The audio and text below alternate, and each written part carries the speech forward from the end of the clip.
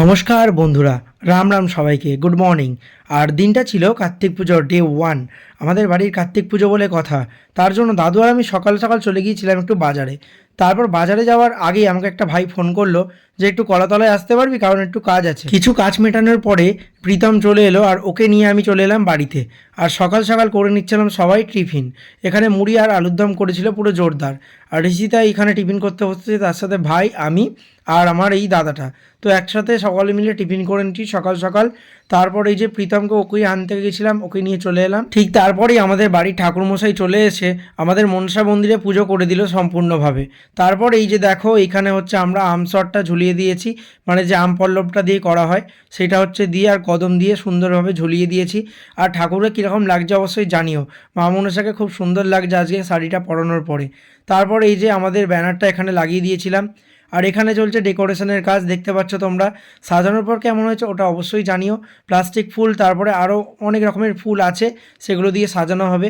ব্যাকগ্রাউন্ডটা সেরকম করবো না, ওই যেরকম আছে ওরকমই থাকবে, জাস্ট ওপরটার আর নিচেরগুলো সাইডগুলো কাজ হবে। এইদিকে কাজ চলছে আর ওইদিকে ঠিক দেখি আমাদের বন্ধু চলে এসেছে। তো একদম ভিতরে চলে এসে বসেছে চুপচাপ।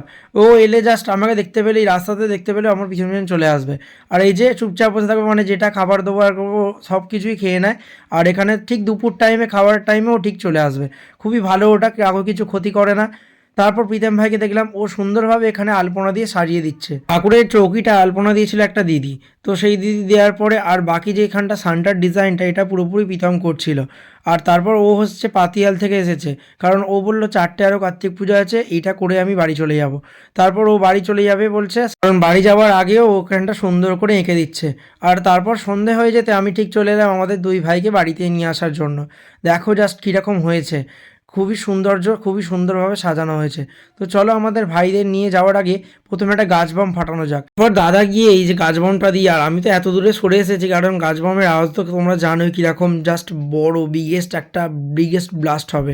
তো সেইটা হওয়ার পর এবারটা আমরা ভাইকে লাগিয়ে নিলাম বাড়িতে নিয়ে আসার জন্য। দুই দাদা মিলে ধরেছিল, এইদিকে আমিও ধরেছিলাম। তারপর ভিডিওটা করার জন্য আর কি আমি বললাম চলো তোমরা নিয়ে আসো, আমি যাচ্ছি। বাড়ি থেকে একটুখানি, খুব দূরে, আমাদের ঠাকুর আনতে যাওয়া নয়, পাড়ারই মধ্যে।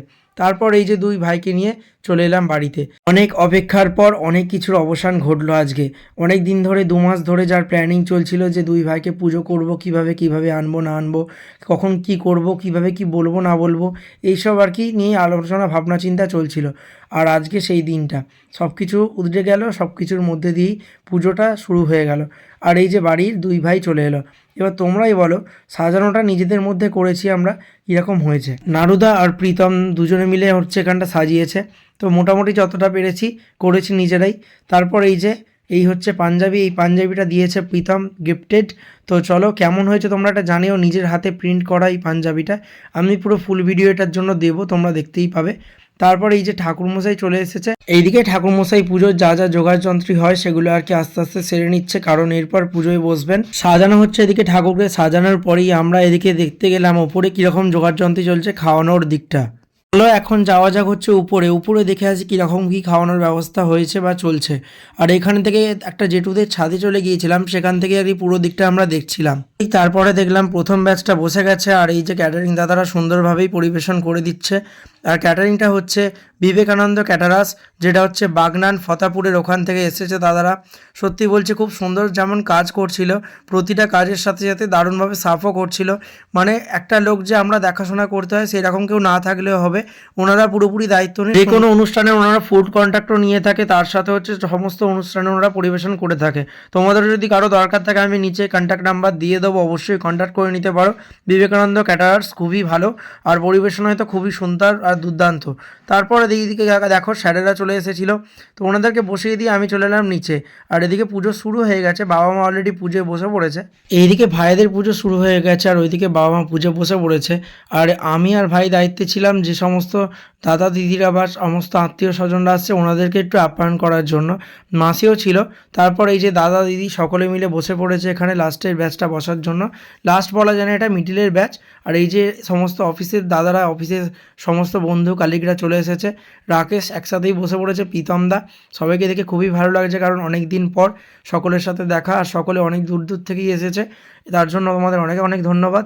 মানে একবার যে বলেছি তার জন্য যে তোমরা সকলেই এসেছো, তার জন্য খুবই ভালো লাগছে।